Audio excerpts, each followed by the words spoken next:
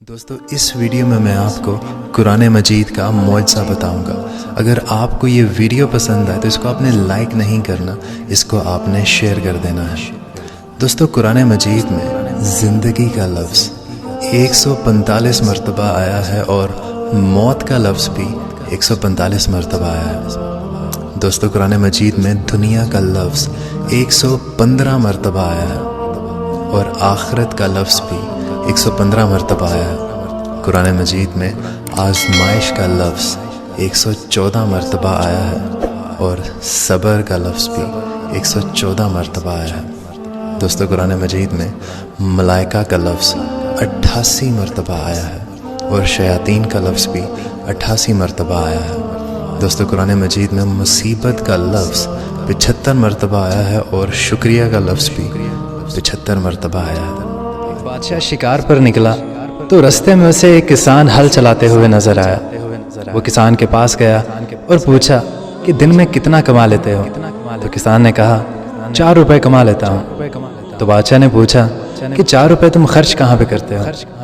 تو کسان نے کہا کہ 1 روپیہ میں خود پر خرچ کرتا ہوں، 1 روپیہ میں قرض دیتا ہوں، 1 روپیہ میں قرض واپس کرتا ہوں اور 1 روپیہ میں دریا میں پھینک دیتا ہوں۔ تو بادشاہ تھوڑا حیران ہوا اور کہا کہ میں تمہاری باتیں کچھ سمجھا نہیں۔ تو کسان نے جواب دیا کہ 1 روپیہ میں خود پر اور اپنی بیوی پر خرچ کرتا ہوں، 1 روپیہ اپنی اولاد پر یعنی قرض دیتا ہوں تاکہ بڑھاپے میں مجھے واپس کرے، 1 روپیہ میں اپنے والدین پر خرچ کرتا ہوں یعنی قرض واپس کرتا ہوں، اور 1 روپیہ میں کسی غریب کو دے دیتا ہوں اور میں چاہتا ہوں کہ اس کا اجر مجھے دنیا میں نہ ملے۔ اس طرح میں قیامت کی بڑی نشانیوں میں سے ایک نشانی دجال کی ہے۔ اس ویڈیو میں میں آپ کو دجال کے حلیے کے بارے میں بتاؤں گا کہ وہ دکھنے میں کیسا ہے، احادیث کی روشنی میں۔ حضرت عبداللہ ابن عمر رسول اکرم صلی اللہ علیہ وسلم سے روایت کرتے ہیں کہ حضور اکرم صلی اللہ علیہ وسلم نے فرمایا کہ دجال دائیں آنکھ سے کانا ہوگا اور اس کی آنکھ ایسی ہوگی گویا پچکا ہوا انگور۔